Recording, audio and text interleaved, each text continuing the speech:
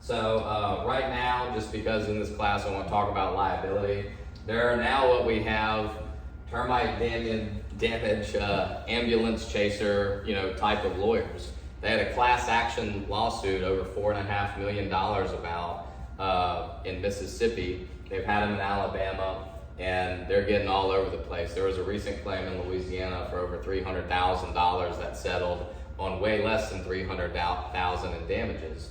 So this stuff exists. So you definitely want to be sure, whoever your subcontractor is, that they're doing a correct job, you're doing the right job, and extending. I mean, this house in Louisiana, those people's life, it's changed forever, having to go through this process.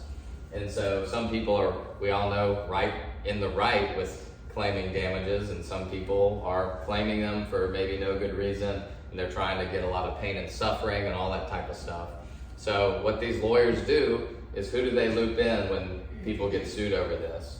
The house may be 12 years old, and they're going to loop in the company, they're going to loop in the contractor, they loop in the home, they add. That's how lawyers work. They loop in, 8 different people that could or should be or would be involved, and then they just see what fish they're going to land. Regulatory compliance and scheduling in Louisiana. You have to give a minimum, or I'll say I have to give a 1-hour notice by the Department of Ag. I have to state the treatment type, the square footage, the address and directions, and the number of structures to be treated, even some more information than that. So we're doing the subdivision right next door here. I've been called many times, and if they say, hey, I just need you to come spray this extra one real quick. Can't do that. Why? Because if I do it without giving an hour's notice, then I'm breaking the law. And so you definitely, give your people time, plan out your job appropriately, and work with your contractors on that. And this right here, liquid soil pre-treats, get your workers off the job site, be prepared to cover it up. Rain has been a huge, huge issue, and I can tell you that if I call a contractor and say, hey, it rained, you forgot to cover up, you're gonna say, my concrete guy's coming in the morning, I'm not getting it resprayed, I'm not uncovering, I'm not redoing all this. And you say, screw that. that's what the response is. But and the good part is, some of the treatments I'm about to go over are alternatives where you say, well, look, yeah, let's not redo that, but I can do something that's pretty inexpensive later on, where I can still get my contract, know I'm doing a good job. And so we all know about liquid soil treatments, repellent versus non-repellents. A repellent insecticide is something where the termites go there, they hit it, they die, and they're like, hey, termite Steve over here just died, I'm not gonna go over there, that looks kind of iffy to me. Where non-repellents, they go through the area, it takes a little bit of time for them to die, and they can't sense that they're in poison as they move through that soil. So non-repellents traditionally have taken over the market since the early 2000s. Wood borate treatments. Has anyone used wood borate treatments in here before? Yeah, okay. Baiting treatments. So termite baits. I'm gonna pass around, a few of these. So if you'd like to see termite baits, this is an eco-friendly termite bait, Centricom, if y'all heard that. Y'all are welcome to touch it, see it. Those go installed flush in the ground. And that baiting system has been approved in Louisiana as a standalone baiting system on new construction. And when you put that in the ground, you have to do nothing essentially until you reach final grade. So you do nothing. So what I'm going to tell you in this presentation is there are key areas like your pipes that you want to cover. And if you don't do a full pre-treat, I would at least recommend you go out, you do a spot treatment around your pipes, and then you may go back with a borate, or you may go back with a baiting system. But you owe it before you pour that slab to try to cover these key areas. And then you have your add-on products. We'll get into a few of those. Industry, treatment, status. I've already said this. Most builders use the same product in termite control for a $180,000 house and a $1 million home. So you have to consider what house and what solution you're going to give, you have products, again, that's 5 years and 30 plus years. And these products may vary only $200 to go from $300 to $500. You can get way more coverage and a lot more benefit. I've already said insurance doesn't cover termite damage.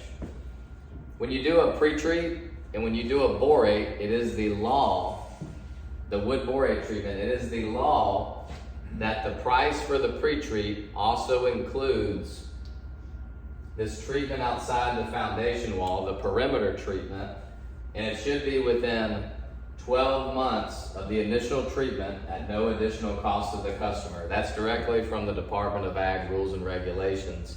So one also thing that you pay for that you have to verify is being sure your termite company goes back and does this treatment, because it's not a complete treatment. You can treat underneath the slab, but it's those people and those companies where if you don't do that perimeter, where termites go right up the outside of the slab and start eating the house. You have no protection right there until this is done. That's why it's a requirement.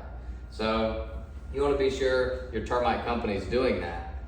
A big part of what I'm going to tell you is after the people move in, your client moves in, I can't just show up and start digging trenches and spraying chemical or products. It's going to make them really mad and question a lot of things. So again, as a builder, you want to contact and you want to call your pest, or once that home sells, give us the information so we can schedule that treatment.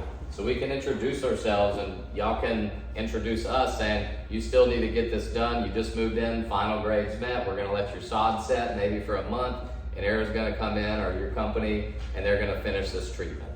So is there any questions about that? I just want to stop, see if anyone has any comments, questions. You good? All right. So liquid treatments, it's not glamorous, it's spraying dirt, but that's our jobs and we love it. Keeps us employed.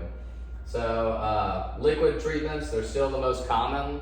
There are some states that are even getting rid of liquid treatments, you know, like California, New York, and these really highly litigious states that they're really limiting a lot of pre-construction types of treatments. It's often the most effective method if done correctly throughout the construction process. But on your liquid treatments, it's the hardest to schedule and coordinate. It has the most safety issues by far, and it requires a lot of equipment and a lot of water sources. We get called all the time, say if it's a 3,000 square foot slab, hey, where's the spray guy at? Where are you at? Well, we're around the corner filling up with over 300 gallons of water because that's the water source that's near here.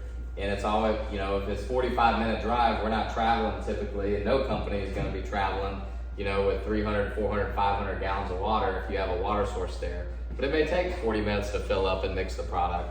So that's definitely a downside, you know, to liquid treatments. You have to have a very large volume of water source, and that takes time as well. So on the liquid treatments, our goal is to place a continuous barrier underneath. The pricing varies anywhere between 6 and 45 cents a square foot.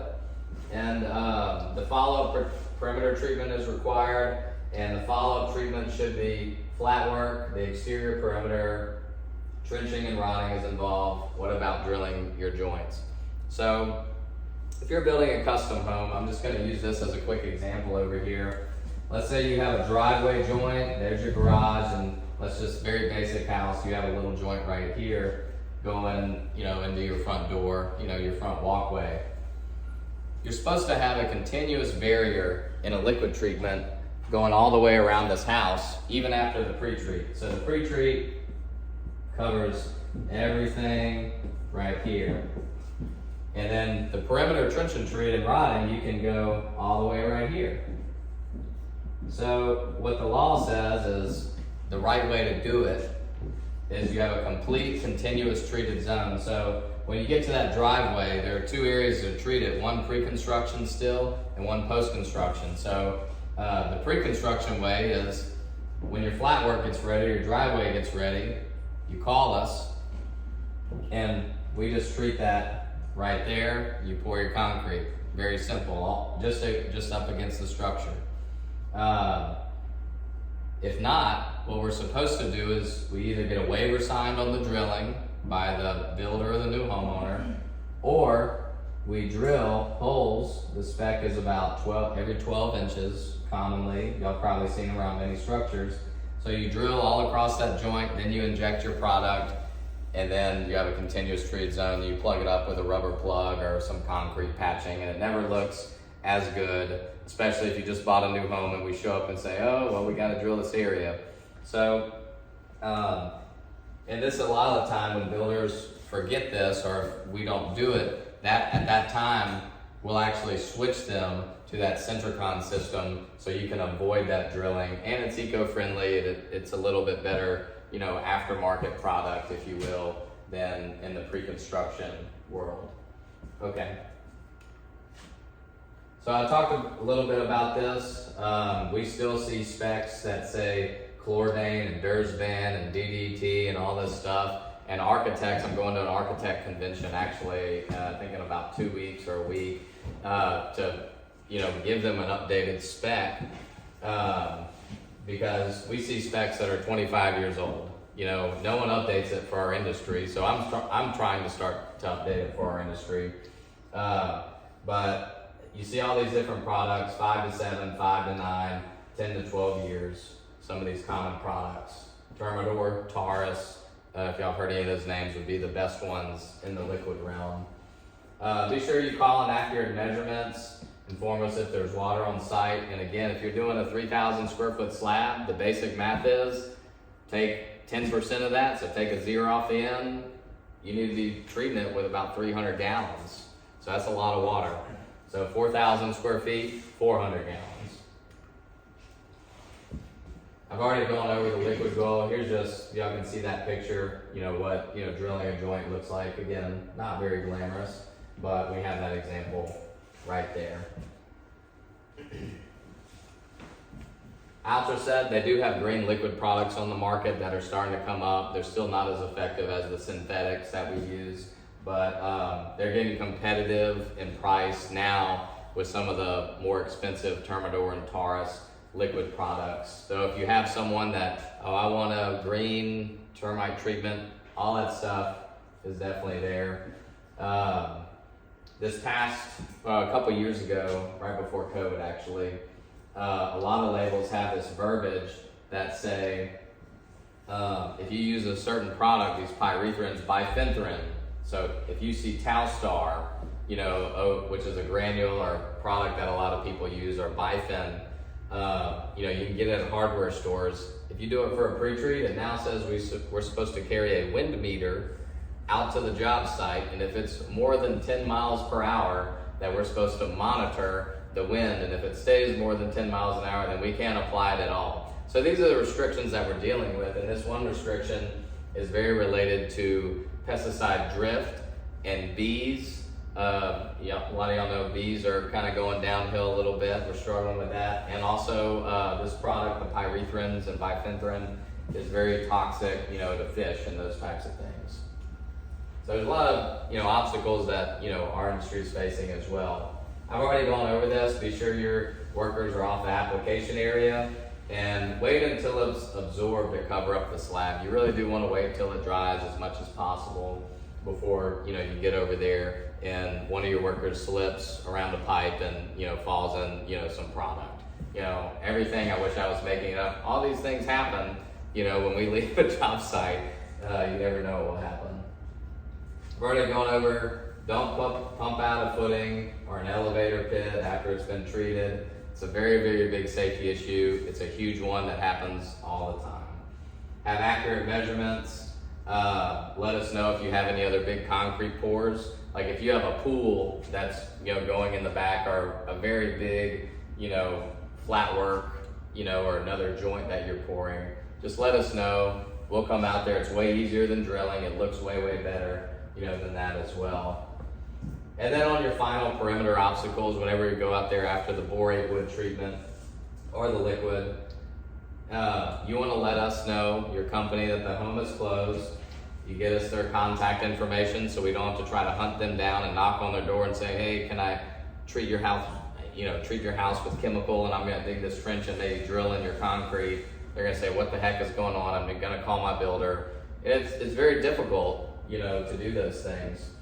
And when we work around constantly, we work around landscaping, tile porches, brick finishes that, you know, you have brick that's built over a joint. They're not gonna let us drill into that. They're gonna sign a waiver on a new home and they're not happy about that. So having good communication really, really helps. So get the contact info after the perimeter's done. There's an example of a glamorous trench that we did. It looks really great. And I'm gonna jump right in to wood treatments just a little bit as well. So